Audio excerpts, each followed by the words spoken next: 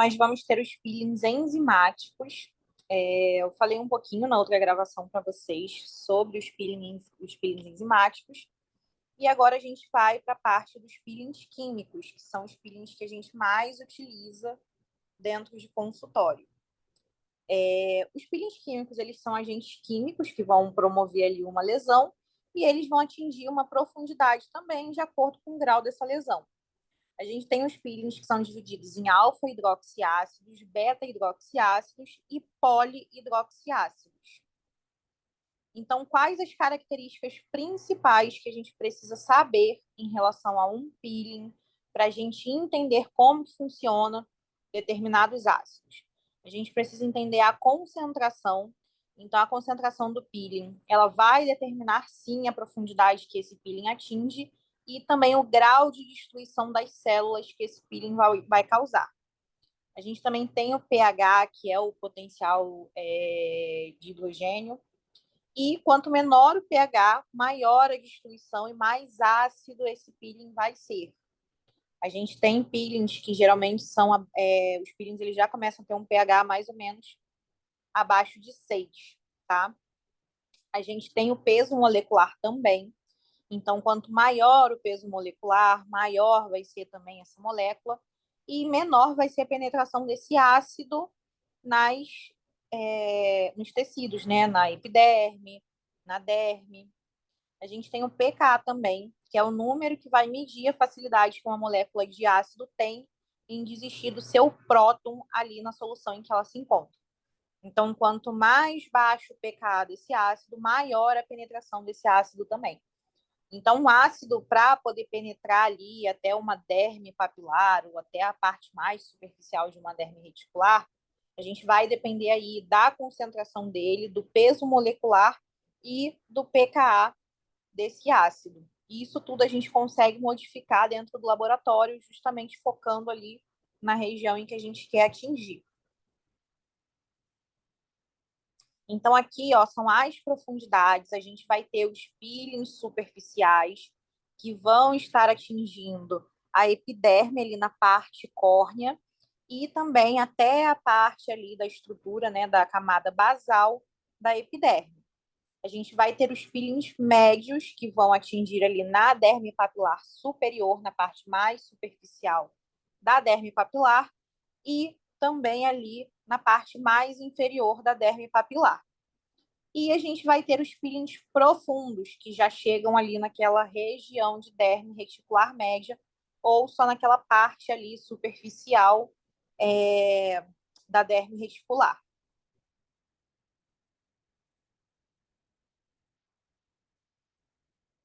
Então, a gente vai ter os alfa-hidroxiácidos. Os alfa-hidroxiácidos, eles são substâncias que são provenientes de frutas e também de outros alimentos. Os alfa-hidroxiácidos também fazem parte de um grupo de compostos orgânicos que vão ter ali em comum a hidroxila na posição alfa da sua estrutura química. Eles têm moléculas maiores, então os alfa-hidroxiácidos são mais difíceis de penetrar durante a aplicação, né, ali nas camadas. Os peelings mais conhecidos dos alfa-hidroxiácidos são o ácido mandélico, o ácido glicólico e o ácido lático. São peelings que a gente realiza de uma forma bem superficial e geralmente a gente trabalha os alfa-hidroxiácidos numa concentração de 20 a 70%. Então, os alfa-hidroxiácidos também vão ter como características a modulação do gradiente do pH da epiderme e vão trazer ali uma esfoliação e a regeneração epidérmica, que é aquele turnover celular que a gente falou. Então, além disso, a gente vai ter uma redução do pH na superfície da pele, a gente vai ter uma redução da coesão de corneócitos, que são os queratinócitos que já perderam seu núcleo, a gente vai ter uma restauração de uma camada córnea mais compacta e a gente vai ter uma indução dessa proliferação celular, que é esse turnover celular. A gente tem os beta-hidroxiácidos. Os beta-hidroxiácidos são mais solúveis em lipídios, então é uma ótima escolha para pacientes que têm uma pele mais oleosa e eles penetram mais profundamente que os alfa-hidroxiácidos. Então, eles promovem aí também uma separação dos corneócitos. O beta-hidroxiácido mais conhecido que a gente tem hoje em dia é o ácido salicílico, que é aí um peeling muito utilizado e também muito utilizado dentro da cosmetologia. A gente tem os polihidroxiácidos também, tá? Os polihidroxiácidos, eles são moléculas maiores, então eles também têm um tempo de penetração maior, parecido com os alfa-hidroxiácidos. Quando a gente trabalha com polihidroxiácidos, geralmente são peelings que a gente tem que deixar na pele do paciente durante bastante tempo. Os polihidroxiácidos são provenientes dos cereais e o mais conhecido que a gente utiliza em consultório é a gluconolactona, que é um peeling que a gente acaba fazendo geralmente para pacientes que têm uma rosácea, que têm uma pele com dermatite, uma pele mais sensível, justamente porque o intuito dele é promover uma hidratação dessa pele. Então, a gente tem o ácido pirúvico. O ácido pirúvico ele foi um peeling muito utilizado antigamente. Hoje em dia a gente não usa muito ácido pirúvico sozinho, tá? O ácido pirúvico ele é a forma estrutural mais simples de um cetoácido e ele vai possuir um grupo carbonila no lugar da carboxila dentro da sua estrutura química. Ele é o menos hidrofílico dos ácidos e ele vai ter uma maior penetração. Ele tem uma molécula menor. Geralmente, quando a gente formula ácido pirúvico, a gente dá uma prioridade a formular ele entre 40% e a 70%. Quanto maior a concentração, mais vai penetrar esse ácido. Eu, particularmente, não uso ácido pirúvico hoje em dia dentro do consultório como peeling, mas é muito bom para se utilizar em formulações cosmetológicas ou até mesmo para você passar ali num home care para o paciente. O ácido pirúvico ele precisa ser neutralizado.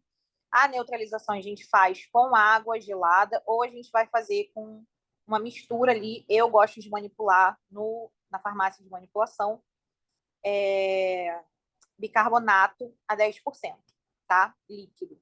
E vocês conseguem manipular para poder fazer a neutralização do peeling. Alguns peelings vão precisar ser neutralizados, tá?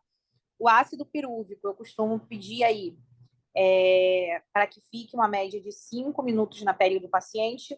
Depois de 5 minutos, você pode neutralizar.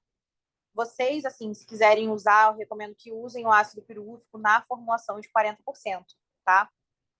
É um ótimo peeling para quem tem manchas, também para tratar um pouco melasma. Então, assim, é ótimo também para ser usado como peeling e também para ser usado dentro do home care do paciente. Como hoje em dia a gente tem peelings mais robustos para o tratamento de melasma, esse é o motivo pelo qual eu não uso muito ácido pirúvico. A gente tem o ácido glicólico também, que é o alfa-hidroxiácido mais conhecido e mais utilizado como peeling. Ele vai ter uma ação queratolítica na pele e ele vai ter uma ação esfoliante. Então, ele vai estar ali promovendo aquela diminuição da adesão dos corneócitos. O ácido glicólico em porcentagens menores, que já é o uso que a gente usa lá na cosmetologia, ele tem uma ação antibacteriana, tá?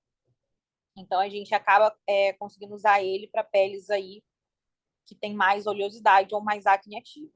Eu gosto de usar o ácido glicólico para pacientes homens, porque promove ali uma diminuição dessa camada córnea. Os pacientes homens, eles tendem a ter uma camada córnea mais espessa, então a gente consegue posteriormente trabalhar melhor com o uso de ativos.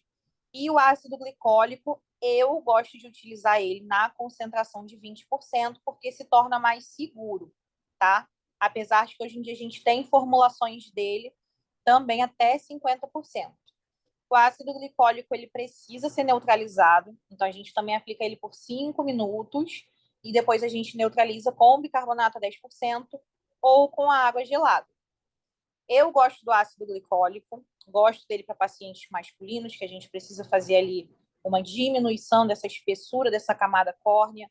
Gosto de utilizar ele também para pacientes que têm uma pele mais oleosa ou que têm uma pele mais acneica. É um ácido muito bom e que a gente consegue trazer um resultado muito bacana para o paciente ao longo do tempo. A gente tem o ácido mandélico, tá?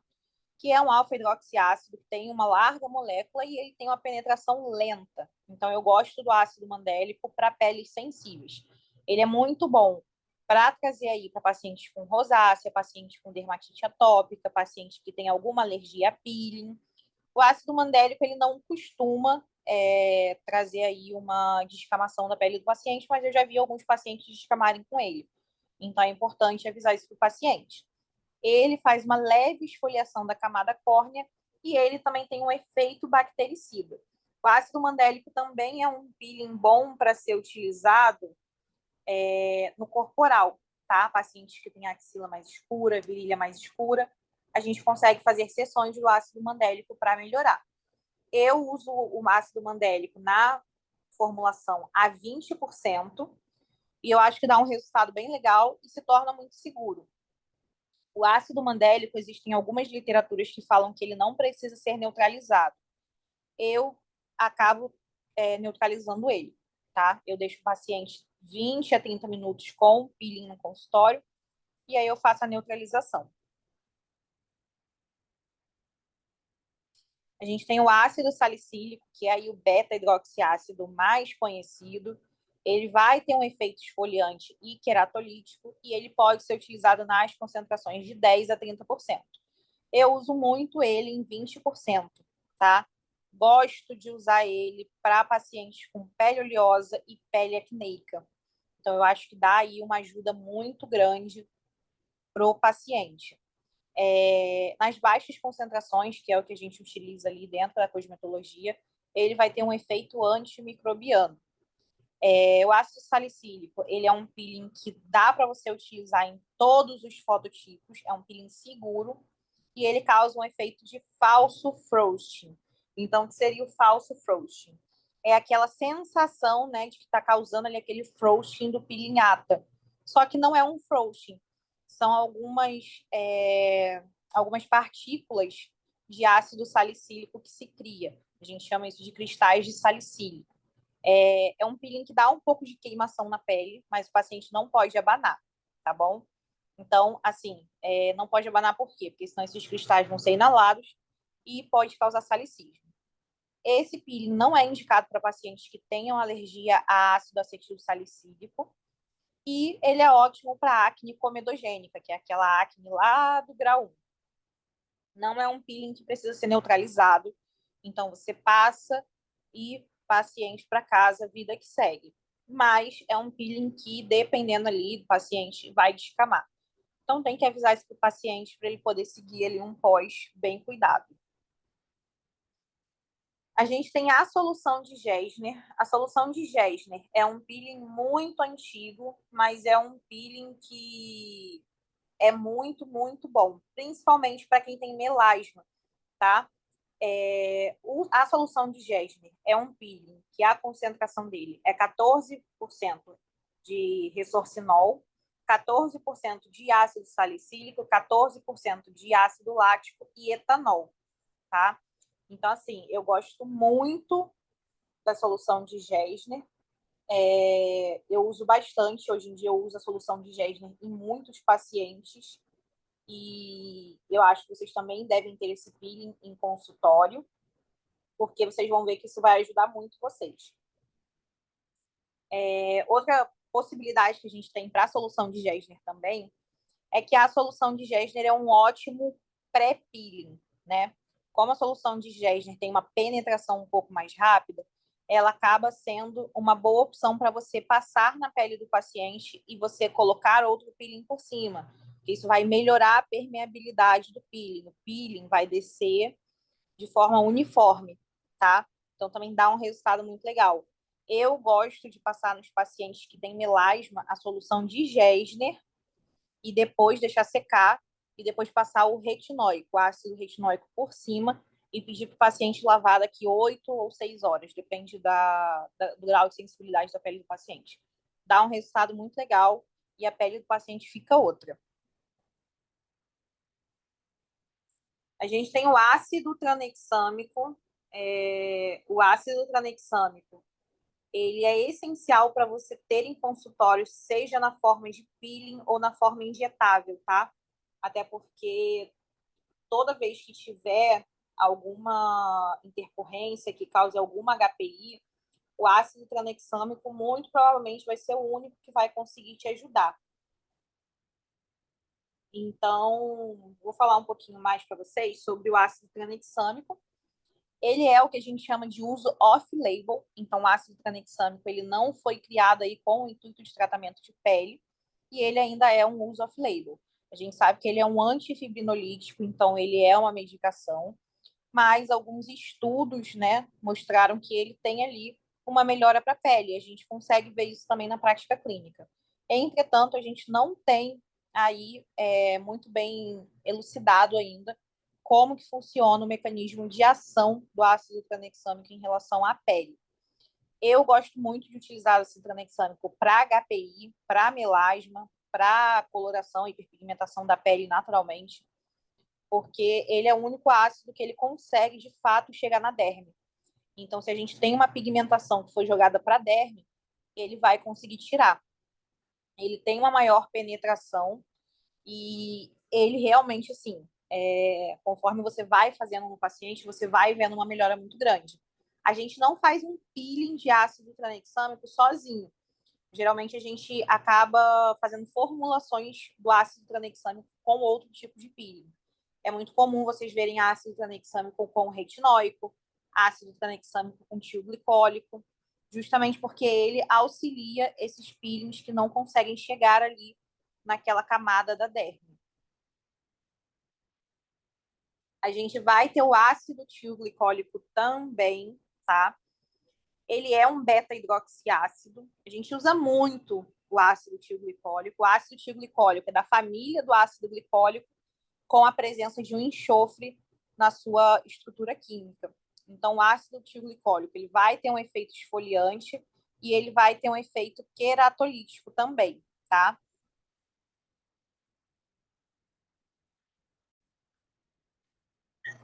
O ácido tioglicólico, ele tem um poder que a gente chama de quelar a hemosiderina. Então, quando a gente tem um rompimento de um vaso, existe uma pigmentação que fica ali naquela região, que dá aquela pigmentação mais amarronzada para a região, meio azulada, dependendo da espessura da pele do paciente. Essa coloração é a coloração de hemosiderina.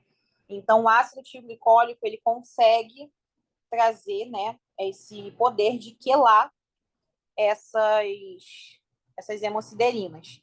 Então, para a região de olheira, onde a gente tem muitos vasinhos, é assim, perfeito que se use o ácido tioglicólico. Eu uso ácido tioglicólico a 10% e eu gosto de usar ele associado ao ácido tranexâmico 3%, tá? O ácido tioglicólico, a partir de 10%, de 10 a 12%, que é a maioria das formulações, precisa ser neutralizado com água gelada ou com o bicarbonato a 10%, tá? O ácido tioglicólico, você vai passar no paciente ali naquela região ali dos olhos e o paciente, na primeira sessão, ele vai ficar 5 minutos. A cada sessão que o paciente for fazendo, você vai aumentando 5 minutos para poder realizar. É um peeling que tem um odor muito característico de enxofre, então vocês podem pedir aí na farmácia de manipulação a versão dele sem o odor. Acaba saindo um pouco mais caro, mas às vezes é melhor para o paciente. Então, a gente tem o ácido tricloroacético. O ácido tricloroacético, vocês vão ver muito ele na literatura como ácido TCA ou ácido ATA, tá? Ele é um ácido carbônico triclorado e ele vai possuir ali um efeito de coagular proteína. E o nível de profundidade do tricloroacético também depende da concentração dele. O ácido tricloroacético, a gente consegue usar ele de 10 a 50%, sendo que o nível de 50%, né, o grau de 50%, é um pouco mais arriscado de se utilizar.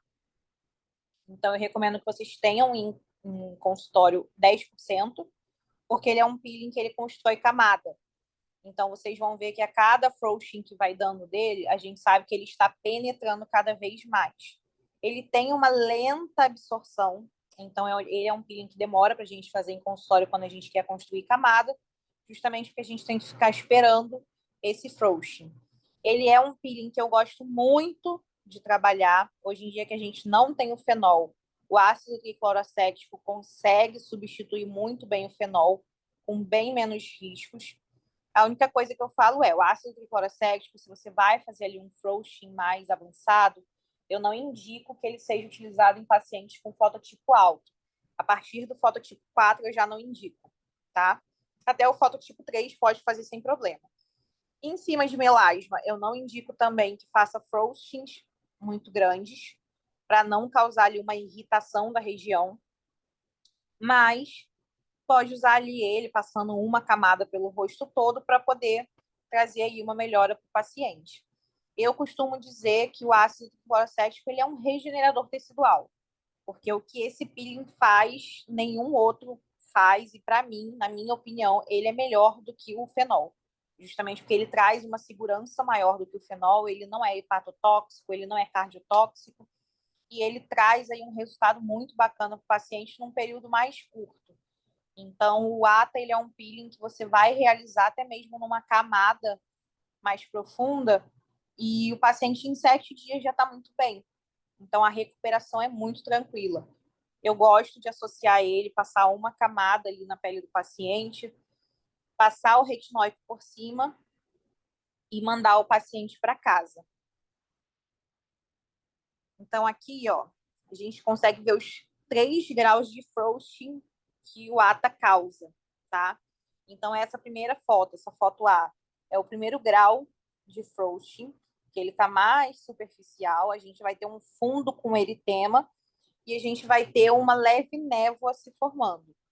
No grau 2, que é a foto B, a gente já vai ter menos eritema nesse fundo e a gente já vai ter ali uma névoa maior se formando na pele do paciente. E na foto C, você não vê o eritema no fundo, que é o frosting mais profundo que tem do ATA, mas você vai ver ali apenas essa grande névoa na pele do paciente. E a gente tem o ácido retinóico, que é o peeling mais famoso e o peeling coringa aí para todo mundo.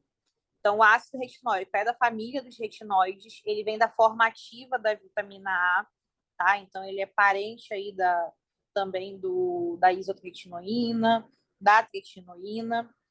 Então, o ácido retinóico ele tem como função a prevenção de metaloproteinase, que são aquelas proteínas que acabam degradando o colágeno. Ele tem também aí como função aumento da produção de colágeno tipo 1. Ele consegue fazer uma compactação do extrato córneo, então ele vai reduzir ali a espessura desse extrato córneo. Ele aumenta a deposição de GAGs, né, que são essenciais ali para a matriz extracelular. E ele tem um efeito antioxidante e uma diminuição também no número de corneócitos. O ácido retinóico ele é muito utilizado para tratamento de fotoenvelhecimento induzido por raios ultravioleta. E o ácido retinóico também foi padrão ouro assim durante anos para tratamento de melasma, justamente por conta aí de todo esse efeito que ele consegue. Ele é muito bom como clareador também, tá? Eu gosto muito do ácido retinóico. É impossível você trabalhar com peeling você não ter um ácido retinóico dentro do seu consultório. Eu gosto muito de trabalhar com ácido retinóico a 10%. Algumas formulações trabalham a 8%, mas eu gosto de trabalhar com ele a 10%. E eu gosto de trabalhar com ele associado ao ácido tranexâmico a 3%, tá? O ácido retinóico, ele tem efeito até 12 horas na pele. Então, o mínimo que você pede para o paciente é 4 horas e o máximo é 12 horas. E aí você vai ter que conhecer a pele do seu paciente. Se eu vejo que é uma pele que aguenta mais, que é uma pele que não é muito sensível, eu já peço para ficar 6 horas. No retorno, né, na próxima sessão, viu que não ficou, foi super tranquilo, ficou tudo na moral, eu peço já para poder ficar 8 horas, tá? Eu, particularmente, raramente eu peço para ficar 4 horas, só se eu ver que o paciente tem uma pele mais sensibilizada. Aí sim eu peço as 4 horas, ou se for um paciente também que não anda muito assim com protetor solar, etc.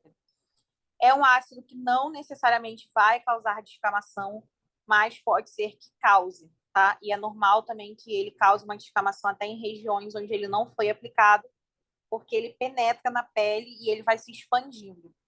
É um ácido muito bom, é um peeling muito necessário que se tem em consultório, tá, gente? E a gente vai ter o ácido fênico, que é o fenol. Na outra turma que eu dei essa aula, a turma perguntou muito sobre o fenol, porque tinham muitas dúvidas em relação ao fenol. O fenol, ele é um peeling muito antigo, tá? Eu diria aí que ele foi talvez um dos pioneiros aí dentro do peeling. Ele é um peeling que a gente teve diversas reformulações, então a gente tinha o fenol light, o fenol modificado e o fenol tradicional. O light era mais ou menos aí uma porcentagem de 30% até 44%. O modificado já era 44%, e aí dependia também de como era a formulação que a pessoa estava usando. E o tradicional já era de 88%, que se faz em centro cirúrgico com o cardiologista junto. Então, qual é o problema do ácido fenol? Aí do peeling fenol. Ele é um peeling que ele tem uma grande hepatotoxicidade, uma grande cardiotoxicidade. Então, o peeling de fenol, mesmo em concentrações baixas de 35%, a gente não consegue fazer ele no rosto todo de uma vez. O ideal é que o fenol seja trabalhado por partes, tá? Você faz uma região, manda o paciente para casa, depois ali de um tempo, né, de 4 a 6 meses, você vai lá, faz outra região, justamente porque tem essa absorção aí pelo fígado e também por conta do coração. O ácido fênico, ele consegue desnaturar a proteína, ele inativa as enzimas como as metaloproteinases e ele aumenta a permeabilidade das membranas celulares. Então, aí a gente consegue depois trabalhar muito bem também para poder permear ativos. O ácido fenol também induz a morte celular, então aí, né, a gente vai ter aí uma destruição bem maior. Claro que o ácido fênico, ele realmente, assim, tem que ter uma... Eu acho que, assim, a Anvisa precisa ter mais cuidado com quem de fato pode realizar esse peeling.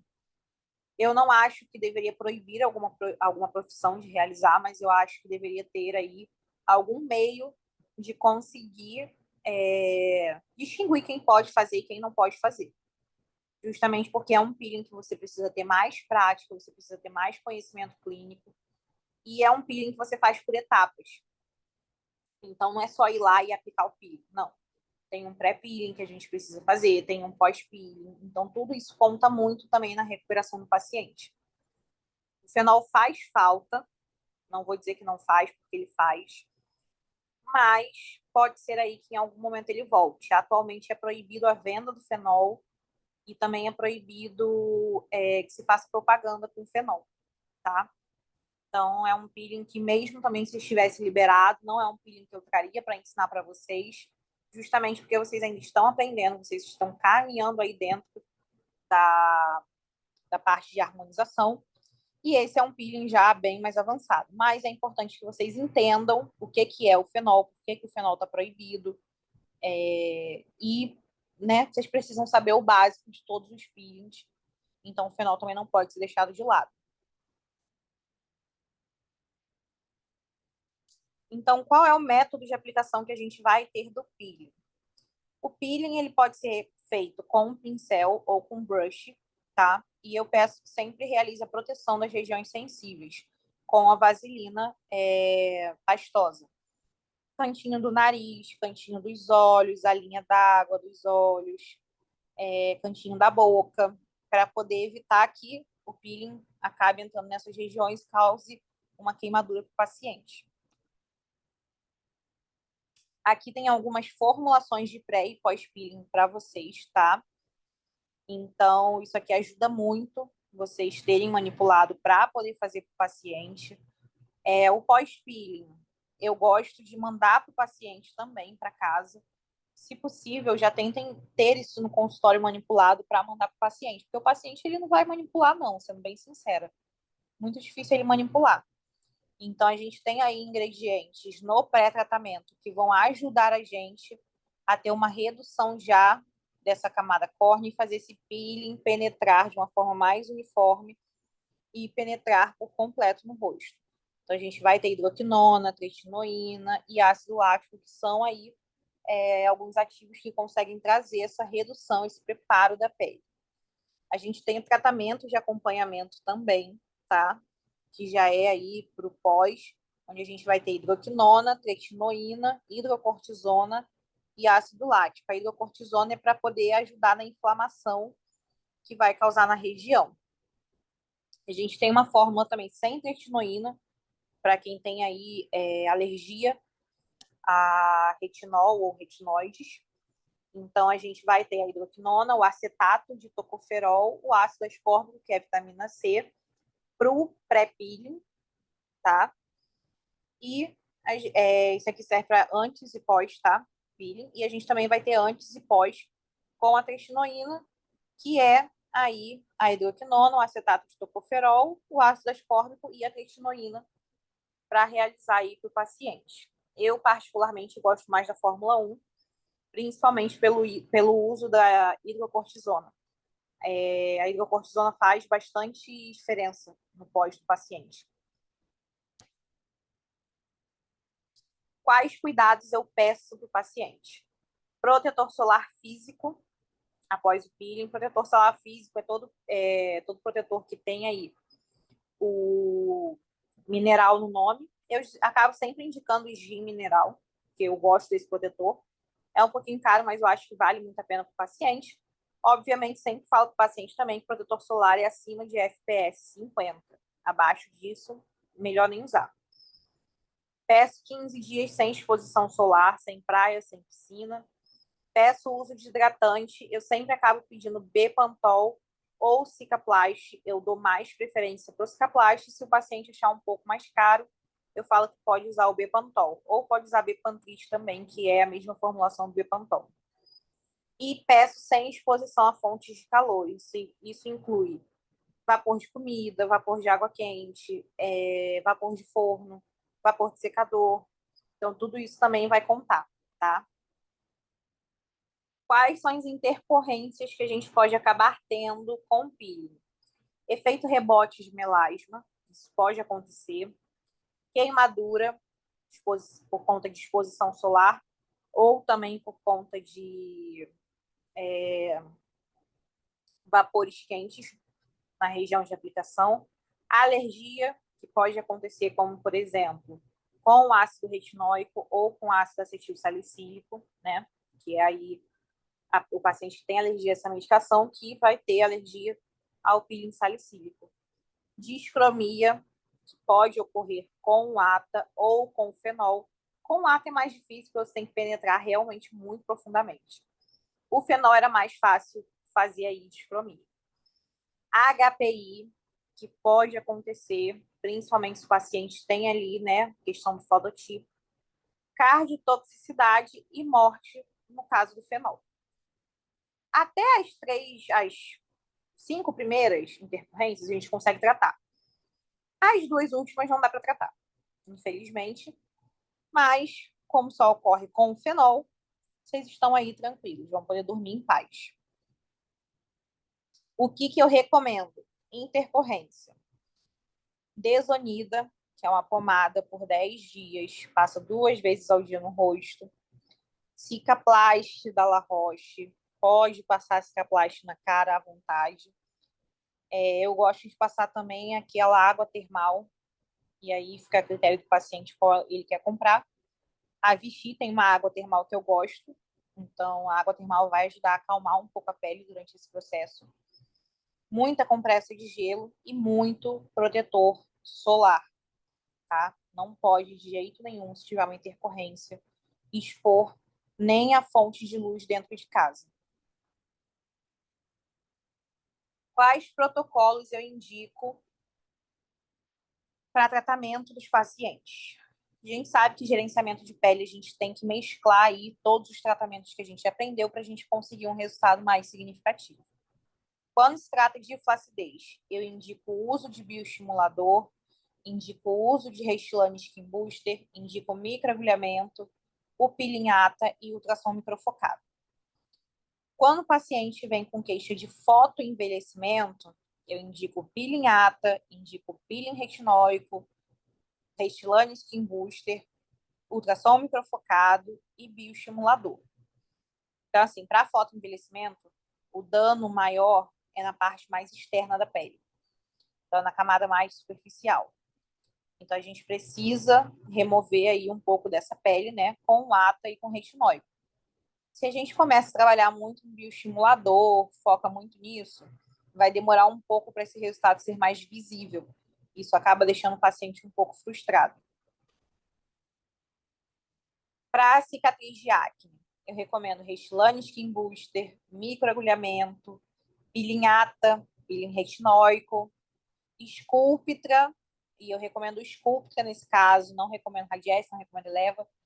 Sculptra, porque o Sculptra tem um mecanismo de ação para trazer aí matriz extracelular, então ácido hialurônico, que a gente precisa também nesses casos.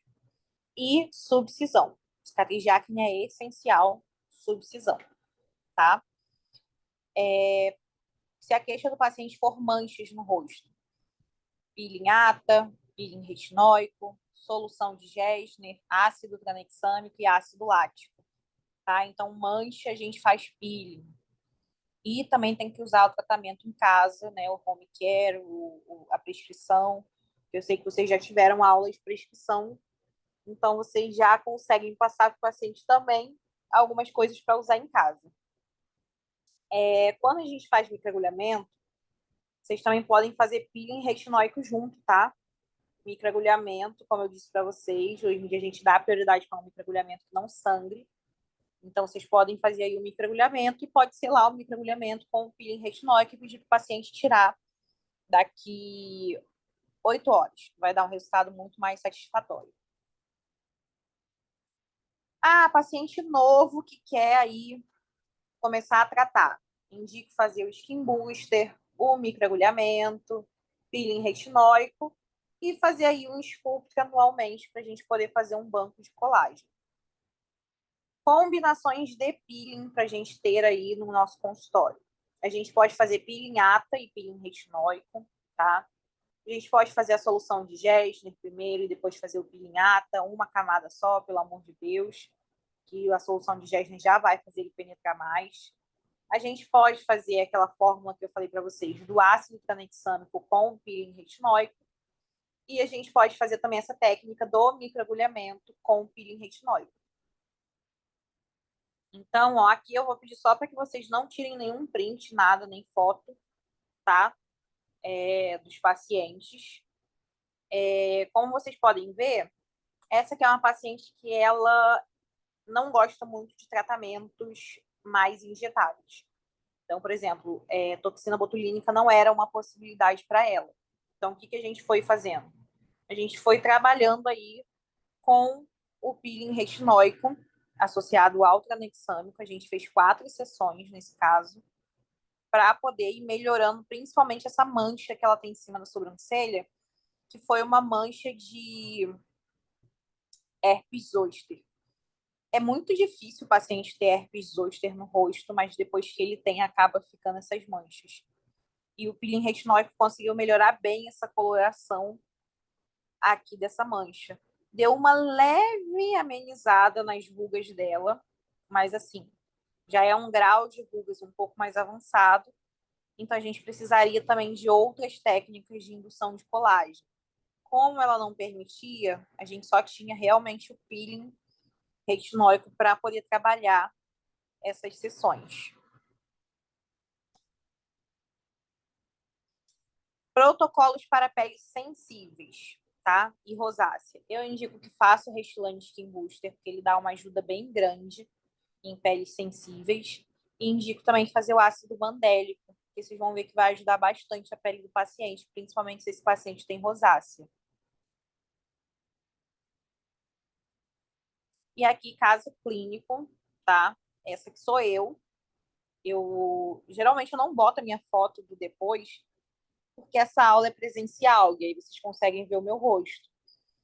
Caso alguém queira ver meu rosto, pode ver no meu Instagram, porque eu esqueci realmente de botar uma foto minha depois.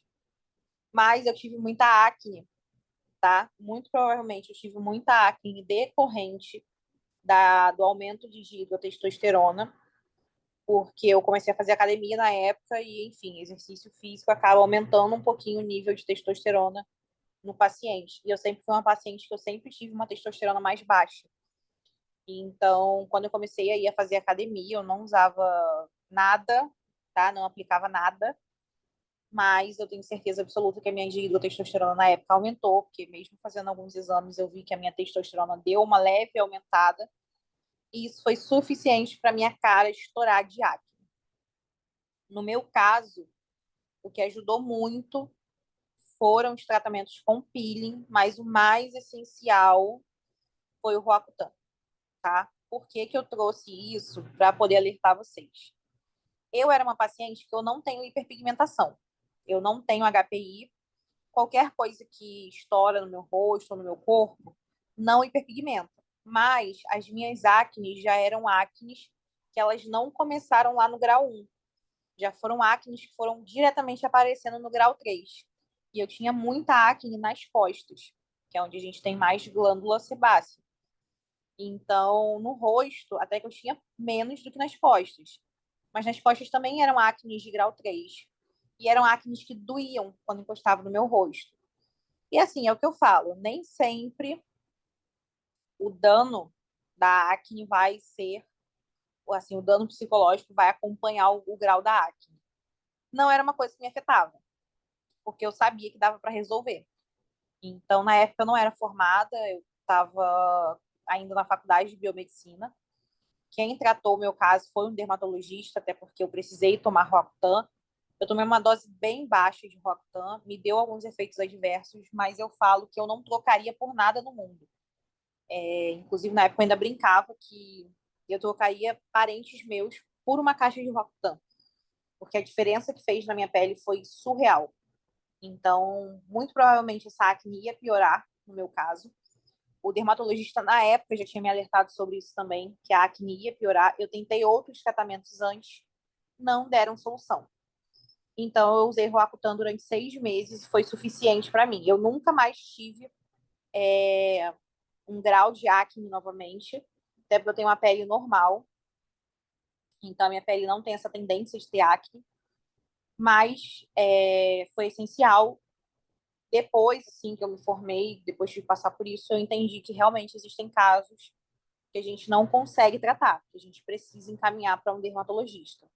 Mas eu fiz muito peeling nessa época, os peelings também, de certa forma, ajudaram, tá? Eu tenho algumas cicatrizes de acne nas costas, mas como eu não uso blusa aberta, não uso nada, não me incomoda. Então, para mim, tudo bem. Aqui é um caso já de uma paciente que tem aí um grau de fotoenvelhecimento muito alto, tá? Então, ela é uma paciente que ela fumou durante muito tempo, ela fuma até hoje. E o cigarro, ele acaba muito com a pele, principalmente por conta da poluição ali da fumaça do cigarro. Já é um caso que a gente precisaria trabalhar aí com bioestimulador e principalmente com peelings mais profundos, trabalhar um átomo frouxing maior e associado ao retinóide. O Traformer também dá um resultado legal, só que assim, o caso dela se torna até mais difícil porque ela fuma. E paciente que fuma, é muito mais complicado você ter um estímulo de colágeno adequado. Então, isso também precisa ser conversado com o paciente. Aqui, já é uma paciente que eu atendi de cicatriz de acne. Então, vocês conseguem ver que tem cicatriz box scar, tem cicatriz ice pick e tem cicatriz rolling stone. Então, ela tem todos os tipos de cicatrizes. E no caso dela, o mais ideal seria o fenol, para a gente atingir uma profundidade maior. Como a gente não tem o fenol, nesse caso eu recomendaria ir algumas sessões do ATA em um Frouxin 2 ou 3. Indicaria o 2, porque ela tem um tipo de pele que muito provavelmente vai hiperpigmentar. E indicaria o selamento com ácido retinóico. Depois que reduzisse um pouco mais essas acnes, essas cicatrizes, né? Aí sim a gente poderia fazer uma subcisão com um bioestimulador, e eu indicaria o Sculptra, e começar com as sessões de microagulhamento associado ao retinóide. Já é um caso mais difícil. A acne, quando ela está ativa, o dano psicológico não tende a acompanhar o grau da acne. Quando tem cicatriz de acne, geralmente o dano psicológico acompanha o grau da cicatriz, tá? Então, principalmente em mulheres, acaba trazendo um dano psicológico muito grande. Então, é um caso que tem uma sensibilidade aí muito grande para se tratar.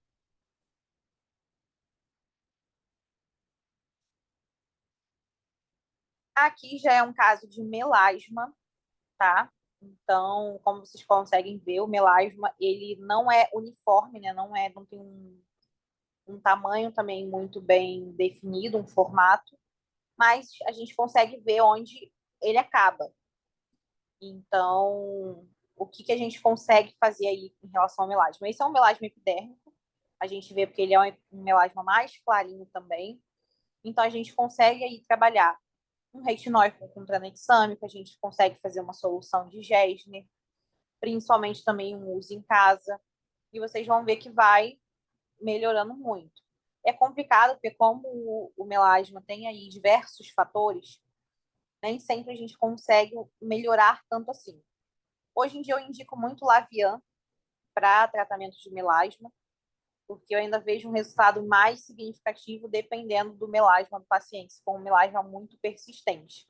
Ou seja, aquele melasma que você já tentou tratar diversas vezes e não deu uma melhora. E essa aqui é outra paciente minha, tá? Um grau de fotoenvelhecimento muito alto, uma paciente que se expõe muito ao sol.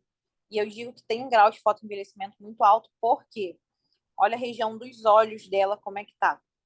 Na época que ela tirou essa foto, ela acho que tinha 58 anos. Acho que era 58. Essa foto já tem alguns anos. Ela foi a primeira paciente, né? Tá comigo até hoje, é minha mãe. E vocês conseguem ver que ela tem um peso facial, mas principalmente na qualidade da pele dela, ela tem uma pele mais desidratada, tá? Ela tem algumas rugas estáticas e ela tem melasma. Então, assim, ela tem o melasma, não é um melasma controlado e ela é uma paciente que ela usa hidroquinona há mais de 10 anos. Então, o melasma dela também é muito difícil de tratar por conta dessa hidroquinona. Mas o fotoenvelhecimento, principalmente na região dos olhos, é muito grande. Então, no caso dela, o que que a gente consegue fazer? A gente consegue fazer o ATA com o retinóico, o ATA até no frouxing maior nessa região dos olhos. A gente consegue fazer o ATA também nessa região da glabela, o ATA nessa região do bigode chinês, que a gente já tem uma ruga estática. A gente consegue fazer bioestimulador posterior à linha dos ligamentos para poder aumentar um pouco mais, né? Trazer um pouco mais de efeito lifting para esse rosto. A gente consegue fazer ultraformer, que é ultrassom microfocado. No caso dela, a gente consegue fazer até um macro focado para reduzir um pouco o tamanho do rosto, né? Diminuir um pouco esse peso tecidual. E a gente consegue fazer muito skin booster aí. Muito. Como ela tem melasma, e é um melasma já mais chato de tratar, eu não entraria com um microagulhamento nesse primeiro momento. Eu entraria com um ATA, por conta da região dos olhos. Posteriormente, faria uma solução de Gesner com um ácido retinóico, para a gente conseguir ir melhorando aí a qualidade dessa pele e muito tratamento home care, tá? Quando a gente fala de tratamento de pele, vocês precisam ter em mente que o tratamento de pele, ele precisa ser contínuo e ele precisa ser associado. Não dá para a gente fazer só um bioestimulador e esperar uma pele maravilhosa. Não dá para a gente fazer uma sessão de peeling e esperar uma pele maravilhosa. A gente precisa fazer uma associação de tratamento e a gente precisa ter um tratamento contínuo. Então, eu falo que para uma pele boa, uma pele saudável e uma pele bonita, o paciente precisa fazer 50% em consultório e 50% em casa. Então, não dá também para fazer no consultório, não usar nada em casa, não usar protetor solar, não fazer o home care direitinho. Justamente porque pele é uma coisa complicada de tratar. Pele não é fácil de tratar e requer tempo, requer muita paciência e requer muito cuidado. Mas agora eu tenho certeza absoluta que vocês vão estar muito mais confiantes para poder tratar a pele do paciente de vocês. E qualquer dúvida que vocês tiverem, na segunda-feira a gente vai conversar um pouquinho sobre, tá? Essas dúvidas. Mas vocês também podem me mandar pelo meu Instagram. Eu não respondo muito o WhatsApp, mas eu acabo respondendo muito mais no Instagram. Então, vocês podem me mandar as dúvidas de vocês por lá também, tá?